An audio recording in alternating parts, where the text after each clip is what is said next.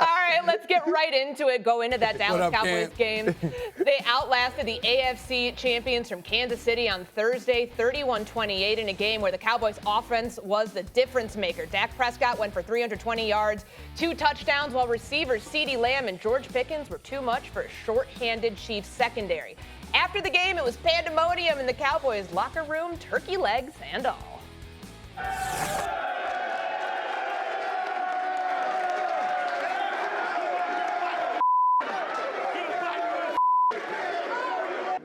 How about those last 4 days? How about those last 4 days? The heartbeat of this football team is different. I'm going to say that again. The heartbeat of you men, this team is different. And I am so proud. I will fight with you guys anytime, any place. Man, what a week it has been for the Dallas Cowboys. Stephen A., what kind of statement did you see from Dallas last night? Well, I thought it was a profound statement. They're going up against Patrick Mahomes and the Kansas City Chiefs. Just give credit where credit is due. Just after beating the Philadelphia Eagles, they didn't rest on their laurels. They showed up on Thanksgiving Day and showed out. Accumulated 457 yards of offense. That's a season high allowed by the Kansas City Chiefs, scoring 31 points. That tied for a season high allowed by the Kansas City Chiefs. We know they had 10 penalties. We know they had like 5 pass interference calls and all of this other stuff. We get that part, but in the end, Dallas is just reminding us that their offense is prolific. It is Super Bowl caliber. It is led by Dak Prescott. These brothers in Pickens and CeeDee Lamb are no joke. We knew that CeeDee Lamb wasn't going to have another game like he had Sunday against Philadelphia. He wasn't going to drop passes this go round. He balled out. We give them their respect where it's due. We give RC his respect where it's due. Went up to the board looking like Orange Crush, you know, with the orange suit and all of that, and told us all, you know, what was going to happen. I thought that the Chiefs could still get them, but in the end, the Dallas Cowboys deserve a lot of credit on this day. But having said that, I'd just like to caution RC and everybody else. It's important to bring this up. Dak Prescott wins games in September. He wins games in October. He wins games in November. And in December, my God, he wins like 72% of his games.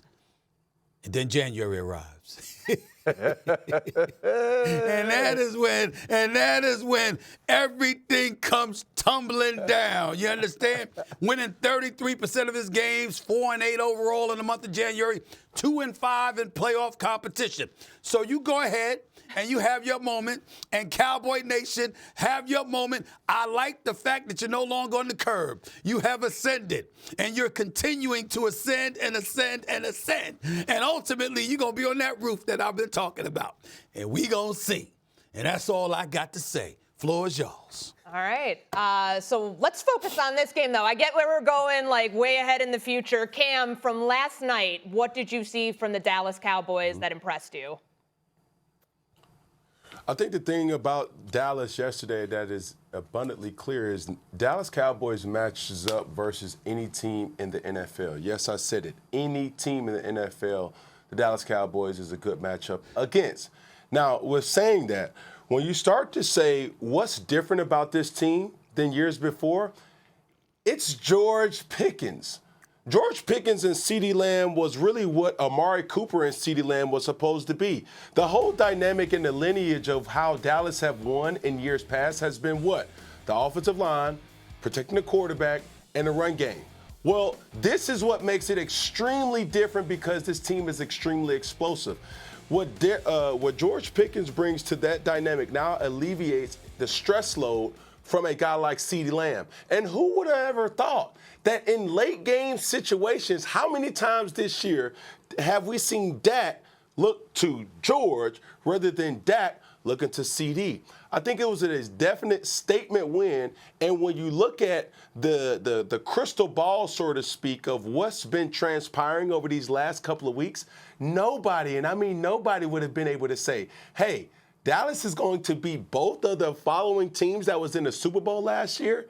Oh, my goodness. And that's something that they need to keep building on. They feel like a different team. Yeah, bye week. Yeah, the statement that Dallas made is if and when they get into the playoffs, they are true NFC championship contenders. Right now, the Dallas Cowboys have an MVP candidate in Dak Prescott. He's ascending to be a top-tier quarterback with the way that he's operating. And they have a Coach of the Year candidate, in my opinion, in Brian Schottenheimer. I know we're going to talk about the McVays and the Vrabels and the McDonalds. The leader of men that Brian Schottenheimer has shown himself to be over the last month has been unparalleled in 2025. The way that this offense has ascended schematically since he took over the head coaching position and play calling position has been excellent. And defensively, now that you've added the pieces through Jerry Jones, by the way, making that decision, they have enough defense to go out and win games. And the way they've executed down the stretch, being down to both of the Super Bowl participants at home in consecutive weeks and finding a way to win, those are teams that are built through grit, through execution and preparation. And that's what a head coach has been charged to do. And Dak Prescott is being one of the best leaders on the field. So the remaining schedule here. Well, it's really very touching to see you. It's really very touching to see you give Jerry Jones credit, RC. I mean, I know that's rare. I know that's hard for you. But it's nice to see you do that. So congratulations on that part. Let me tell you what's hard for me, to give Matt Eberflus some credit, the defensive coordinator for the Dallas Cowboys, because they look like straight trash and hot garbage for the first 6 weeks or so. They don't look like that now. That defense looks real. With Overshown back, with Quentin Williams there, I mean, I got to give credit where credit is due, no doubt about it. This is the best we've seen the Dallas Cowboys look in years. I mean, in years. They look that formidable. But again, with expectations comes pressure. And usually when that happens is when we see the very worst. So we shall see. So before we get to January, like the remaining schedule, at the Lions, home against the Vikings, Chargers, at the Commanders, at the Giants. You've said if and when they make the playoffs, and I'm focusing on that when part. Are they legitimate threats when they get in there? Or is this just like the byproduct of what Stephen is saying, like good regular season team, a team that fails when they get to? No, they're legitimate threats because I believe the quarterback is different. We always point to Dak Prescott underperforming in the most important moments. Well, there's been no more important moments, at least in his career thus far, than the last 2 weeks, or the leadership he had to show when one of their brothers was lost. And so I believe that Dak Prescott is now a different man, which makes this team different. And Cam made one of the most important points of the first 10 minutes. George Pickens makes this team different. When you slide the coverage to CeeDee Lamb, George Pickens wins one-on-ones. When you slide the coverage to George Pickens, CeeDee Lamb wins one-on-ones. And with that, Brian Schottenheimer still calls runs like to Malik Davis makes the explosive play for the touchdown. And so when they do get in the playoffs, with the way Quentin Williams and Overshown have elevated this defense, they are absolutely true threats to be NFC champions. Cam, how do you see it? I think what we've seen Matt Eberflus and what Jerry Jones has necessarily figured out, and it's good that they figured it out this way. It's not about X's and O's. It's about Jimmy's and Joe's. It's not to say that Matt Eberflus has done anything or has implemented anything that's different. You know, we've said this since the beginning of the season is the Dallas Cowboys doesn't need a dominant defense. They need a competent defense.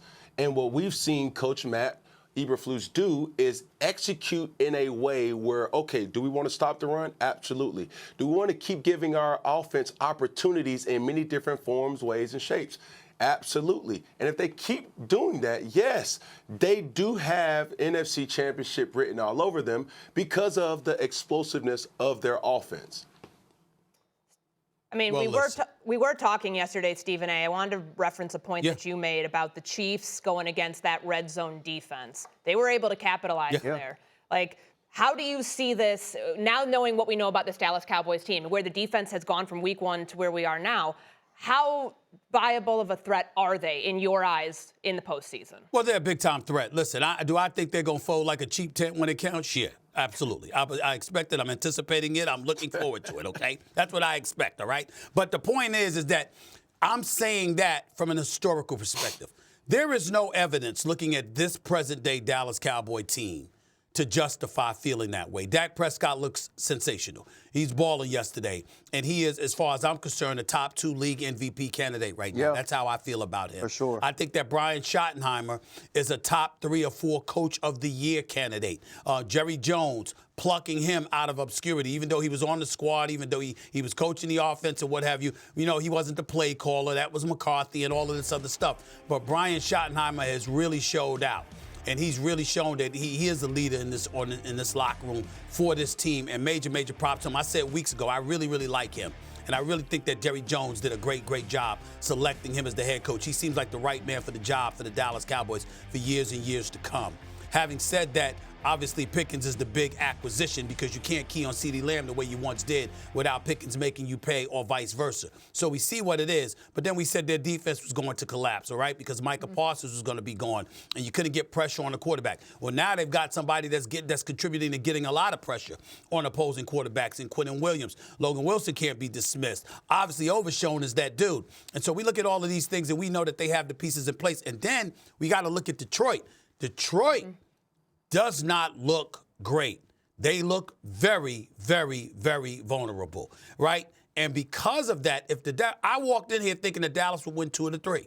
Kansas City, Philadelphia, Detroit, they'd win 2 of those 3 games. They were going to lose 1. I don't know if I could see them losing to Detroit the way that Detroit is looking. And if they beat Detroit, RC, Ryan Clark, the pivot, was correct. They can run the table. And if that happens, look out, because now we've got something here, all right? Now, the only flip side to that is that if you're the wild card spot, if you don't capture the Eagles because you don't play them again, well, then that means you got to go on the road. And if you have to go on the road, that's kind of different than playing at Jerry World, which is where that collapse that I talk about appears imminent. But that's a story for another. Yeah, but the thing is, though, you probably go on the road to the winner of the NFC South, at least in the wild card round, which is an extremely winnable game for the Dallas Cowboys. Yeah, they'll win that game. Yeah, for the Dallas Cowboys. And then when you get opportunities against the best of the best, you just have to go find a way to win. And so for me, the Dallas Cowboys are focusing week to week, and the most important thing right now is beating the Detroit Lions. I was a little surprised in looking at that graphic of all the teams where everybody stands in the NFC. ESPN Analytics only giving the Cowboys a 19% chance to make the postseason, but as you pointed out, they win that Chiefs game, they could potentially run the table. Well, Corey, that's because they tied with Green Bay. Mm-hmm. They lost to Carolina. Okay, you know, you lost to Chicago, so you got 2 teams ahead of you that you've lost to.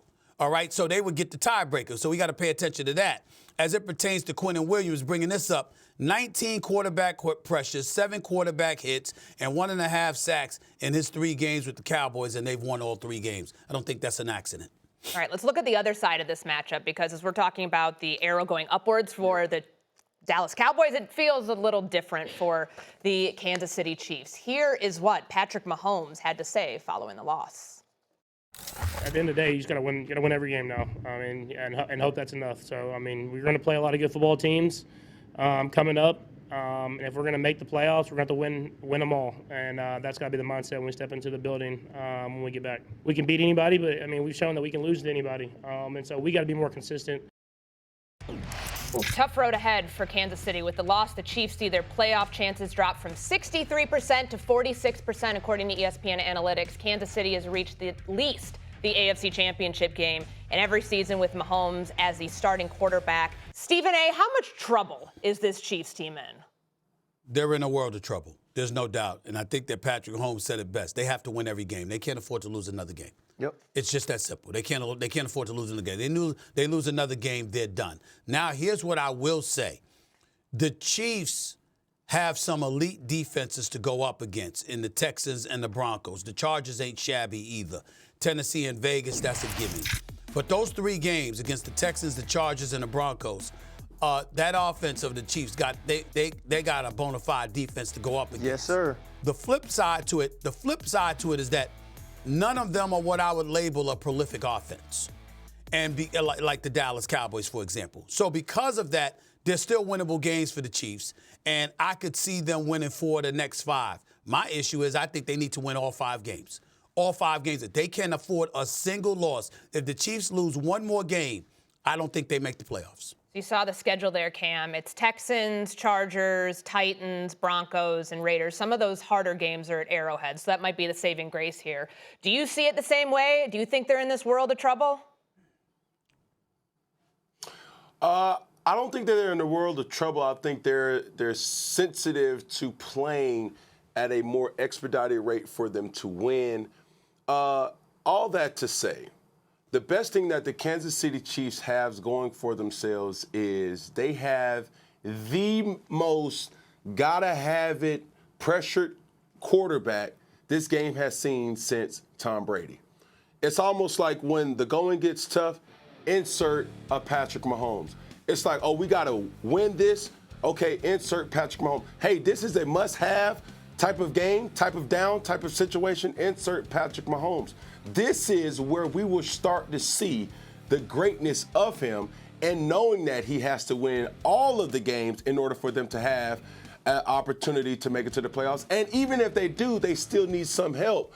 These are the reasons why people say and witness the greatness of Patrick Mahomes, and he will not let the Kansas City Chiefs down. The question is how much trouble they're in. You're kind of young, Courtney, but they're in as much trouble as Kurt Russell was in Little China.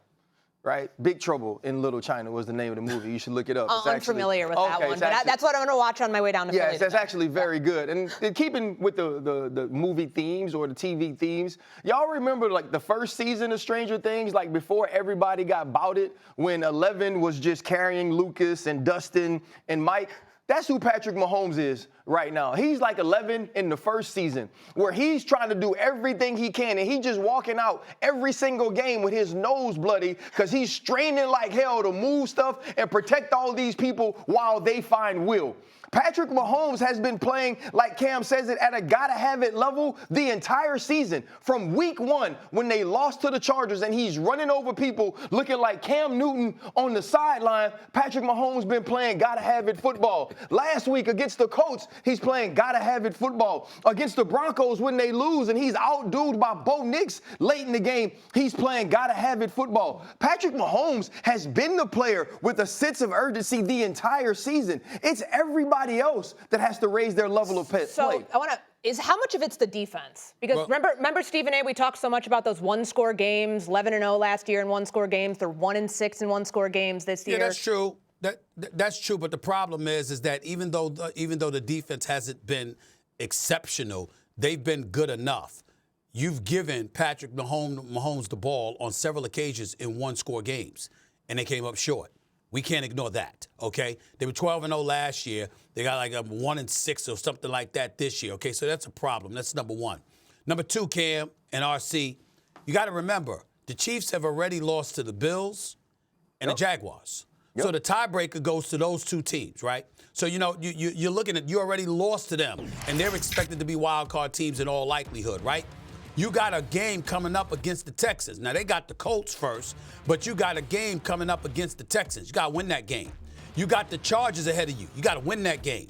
These are it's like it's right there for Kansas City to win, but it's also right there for them to lose. There's some control of their own destiny, but it's for that very, very, very last postseason spot. Because you got the division winners, and then you've got two wild card teams that they've already lost to, so the tiebreaker will go to them. And then you got the Chargers and the Texans, at least at this particular moment in time, that are ahead of them.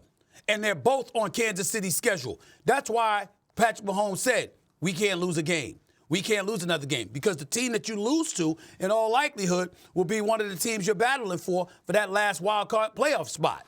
They can't afford to lose a game.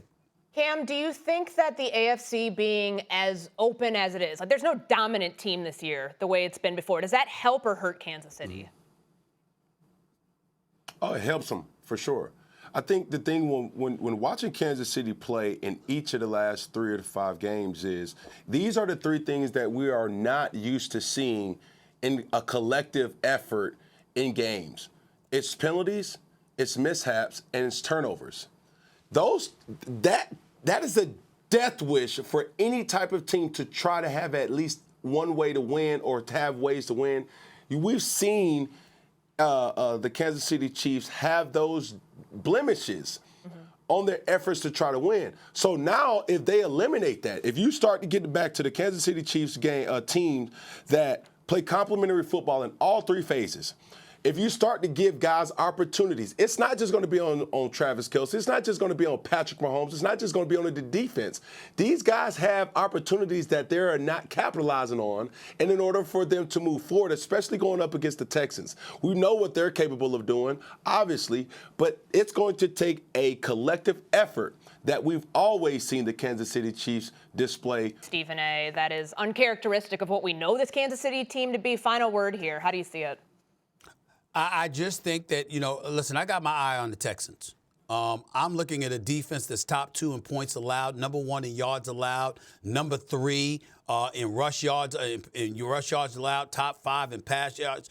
These brothers are something to behold. I'm just saying, I'm watching their defense right now, and I'm saying, you know what? You Kansas City, you're going to beat them. C.J. Stroud is coming back. You going to beat them?